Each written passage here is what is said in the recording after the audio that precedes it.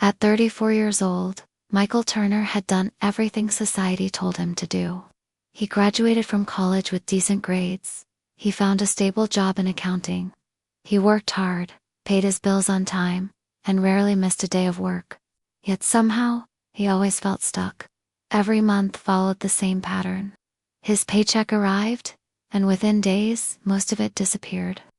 Rent, utilities, insurance, car payments, groceries, student loans. Then he waited for the next paycheck. Michael wasn't poor, but he wasn't getting ahead either. One rainy Tuesday evening, he found himself working late at the financial consulting firm where he had spent the last 7 years. The office building was nearly empty. Most employees had gone home hours earlier. Michael sat alone reviewing spreadsheets when he realized he had forgotten an important document in a conference room on the executive floor. Normally, he never visited that level. The executives occupied an entirely different world from regular employees. Still, he needed the file. He took the elevator upstairs. The hallway was silent except for distant voices. As he approached the conference room, he noticed light shining through partially closed blinds. Someone was still inside. He was about to walk away when he heard a sentence that stopped him cold. "The public doesn't understand how money actually works." Michael recognized the voice immediately. It belonged to Richard Lawson, the firm's founder. Lawson was worth hundreds of millions of dollars. Magazines frequently featured him as an example of financial success. Curious, Michael paused. The room contained several executors and wealthy clients. None of them realized he was standing outside. Another man laughed. If people understood the rules, the entire system would look different to them. The group chuckled. Michael felt uncomfortable listening. Yet something kept him rooted in place. Richard continued, "The average person thinks income creates wealth." Several people nodded. "It doesn't." Michael frowned. That statement sounded ridiculous. How could income not create wealth? Wasn't that exactly how money worked? And Richard explained. Most people focus on earning more money. The wealthy focus on owning assets. A younger executive asked, "What's the difference?" Richard smiled. "The difference is freedom." He stood and walked toward a large screen displaying charts. "Imagine two people earning the same amount." He pointed to the first chart. The first person buys a larger house, a luxury vehicle, expensive vacations, and designer products. The next chart appeared. The second person buys stocks, businesses, rental properties, and income-producing assets. The room remained silent. 10 years later, one person still needs a paycheck. Richard paused. The other person owns a machine that produces money. Michael felt something shift inside him. He had never thought about money that way. His entire life revolved around earning. Raise, promotion, bonus. Nobody had ever taught him about ownership. The discussion continued. Another executive spoke. "The problem is that people are trained to be consumers." "Exactly," Richard replied. "From childhood, they're taught to spend first and invest later." The room filled with laughter again. Michael suddenly felt like an outsider observing a secret meeting. The wealthy individuals around that table seemed to view money through an entirely different lens, a lens he had never been shown. Then Richard said something Michael would never forget. "The rich don't buy things with money." Everyone looked confused. Richard smiled. "They buy things with cash flow." Several executives nodded immediately. Michael didn't understand. Richard explained. When an asset pays for a luxury, the luxury costs nothing. The statement sounded impossible. Yet the people around the table treated it as obvious. One executive shared an example. He owned several apartment buildings. The rental income paid for his vacations, vehicles, and lifestyle. His assets generated the money. His personal labor was no longer required. Michael thought about his own situation. If he stopped working tomorrow, his income would instantly disappear. He wasn't wealthy. He was simply one missed paycheck away from trouble. The realization was unsettling. The conversation shifted toward investing. One wealthy investor leaned back in his chair. The average person waits to invest until they feel financially comfortable. Richard laughed. Which means they never start. Again everyone laughed. Michael wasn't laughing. Every sentence felt like another crack in the beliefs he had carried his entire life. He had always assumed wealthy people possessed secret opportunities unavailable to everyone else. Maybe some did, but what he was hearing sounded different. It sounded like a completely different set of priorities, a different way of thinking, a different game. The investor continued. Most people think investing is risky. Richard nodded, not understanding investing is far riskier. Silence filled the room. Michael stared through the blinds. For years he had avoided learning about stocks, businesses, and assets because they seemed complicated. Now, he wondered whether ignorance had been costing him far more than any investment mistake ever could. Then the meeting moved to a topic that made him even more uncomfortable: time. Richard pointed toward a chart. This is the asset nobody talks about. The chart displayed compounding growth. Small amounts became enormous over decades.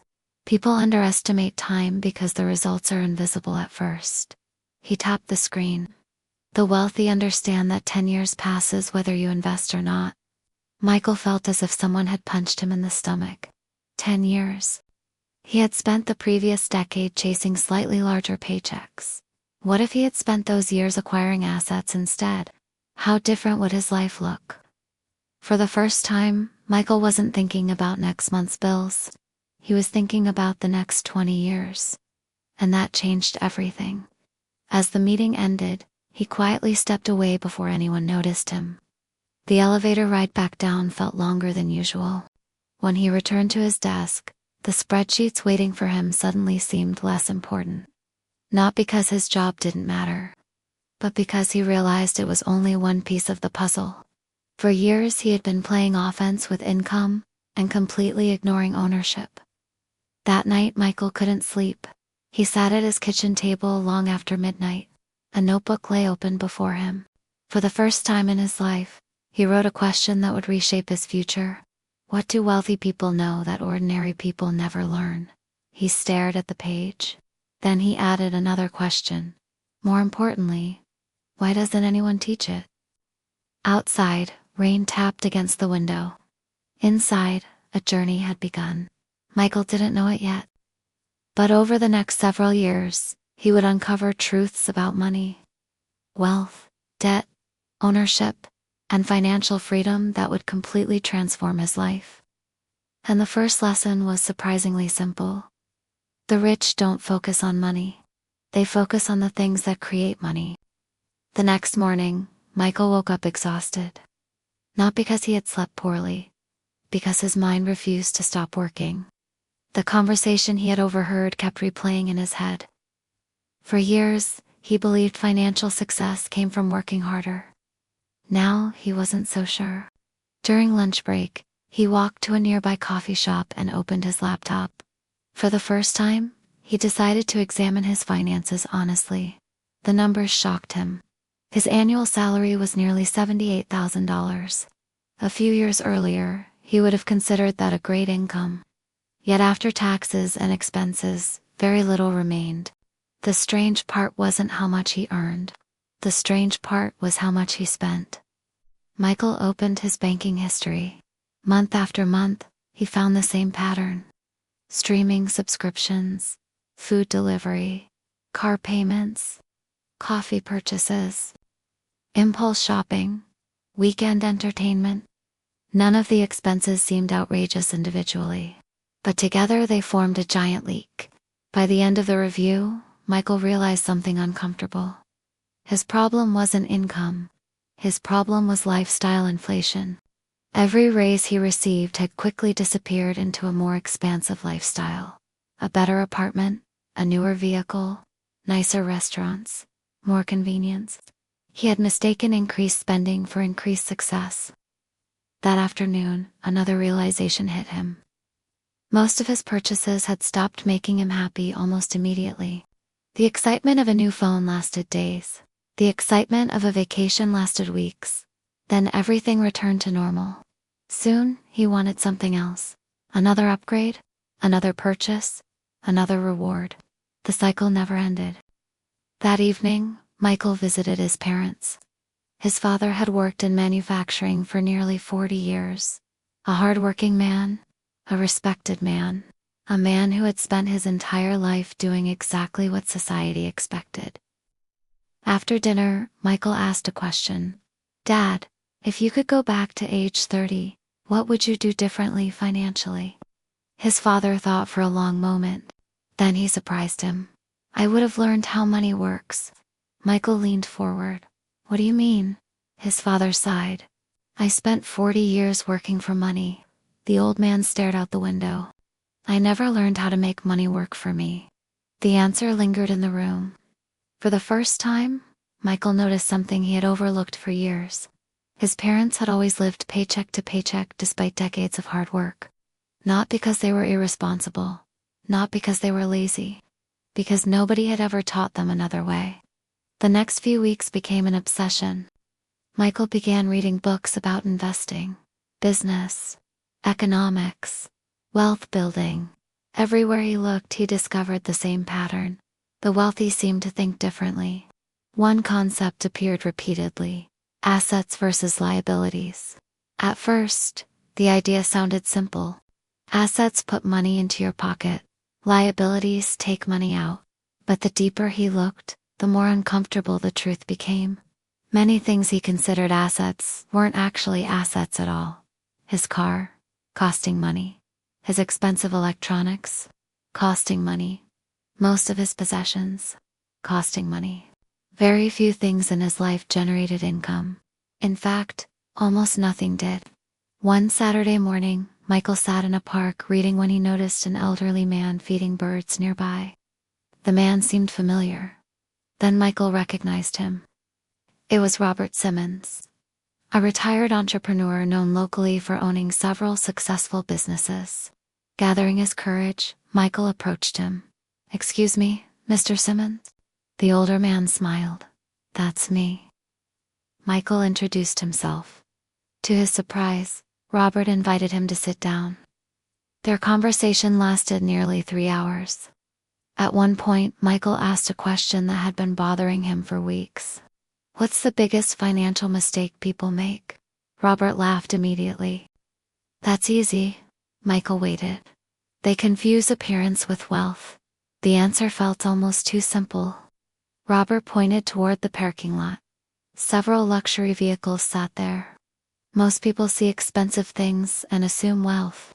Then he pointed toward an older pickup truck parked in the corner. "What if I told you the owner of that truck is worth 10 times more than everyone driving those luxury cars?" Michael looked confused. Robert smiled. "It happens all the time."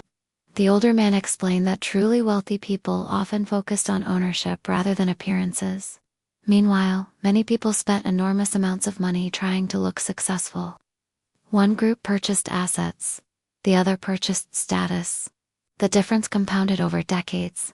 Before leaving, Robert offered one final piece of advice. Never ask how someone spends money. Michael frowned. "Why not?" "Because spending tells you almost nothing." The old entrepreneur stood, asked how they earn it, then he walked away. Michael sat alone on the bench for several minutes. The sentence echoed in his mind. Ask how they earn it. Not what they drive. Not where they vacation. Not what they wear. How they earn it. The more he thought about it, the more sense it made. Many wealthy people weren't rich because they spent differently. They were rich because their money came from different sources. Businesses, investments, assets, ownership. That night, Michael returned home and wrote another note in his notebook.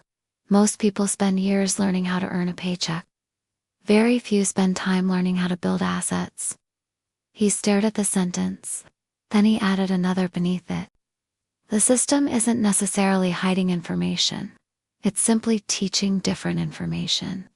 School taught him how to become an employee. Employers taught him how to perform a job. But almost nobody had taught him how ownership worked. Almost nobody had taught him how wealth was actually built.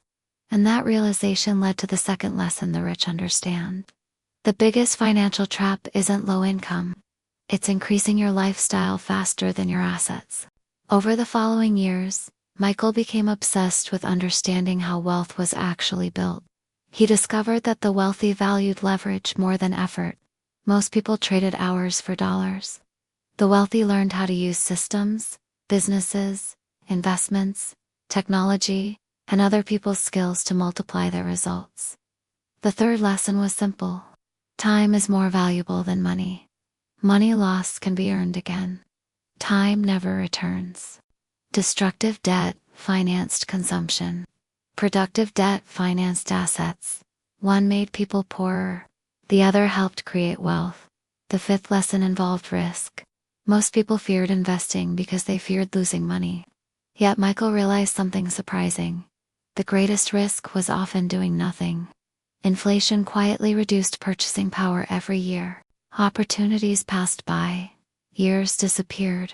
Avoiding all risk carried its own cost. The sixth lesson involved networking. Wealthy people rarely built success entirely alone. They surrounded themselves with ambitious, knowledgeable individuals. Ideas spread through relationships. Opportunities spread through relationships. Knowledge spread through relationships. Michael began attending business events and local investment groups. His circle slowly changed, and so did his thinking. The seventh lesson was perhaps the most important. The wealthy focused on solving problems. Average people often asked, "How can I make more money?" Successful people asked, "What problem can I solve?" Money tended to follow value.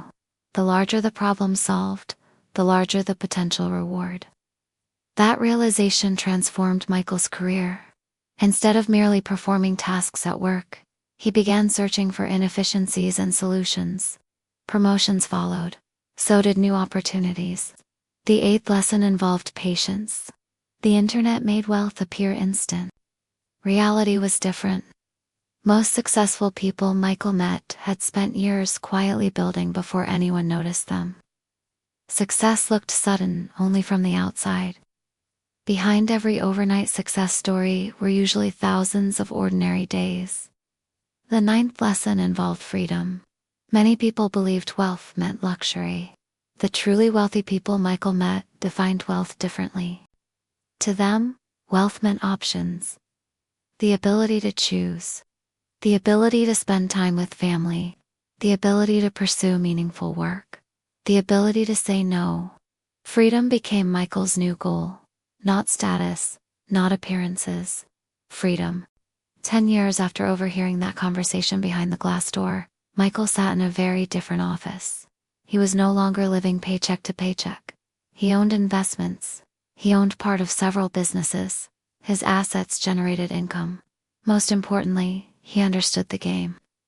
One afternoon, a young employee asked him a question. "What do rich people know that everyone else doesn't?" Michael smiled. The answer was far simpler than he once imagined. The rich understand that wealth is not primarily about money. It's about behavior. It's about habits. It's about decisions repeated over long periods of time.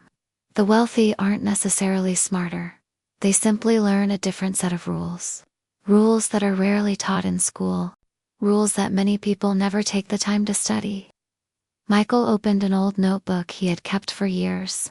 Inside were the lessons that had changed his life. Income matters. Ownership matters more. Assets create freedom. Lifestyle inflation destroys wealth. Time is your most valuable asset. Leverage multiplies results. Knowledge reduces risk.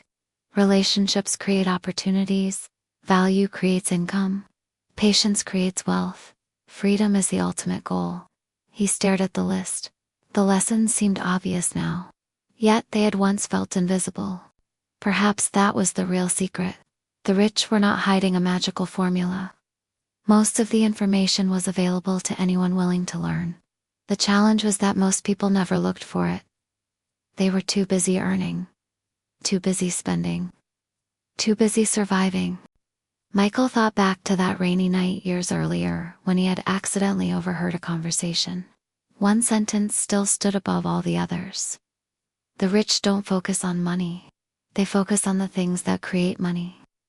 That idea had transformed his future, not because it made him wealthy overnight, but because it changed the way he thought. And once a person's thinking changes, everything else can eventually change as well. As the sun began to set outside his office window, Michael closed the notebook. The journey had never really been about becoming rich. It had been about understanding the rules. Because once you understand the rules, you can finally decide how you want to play the game.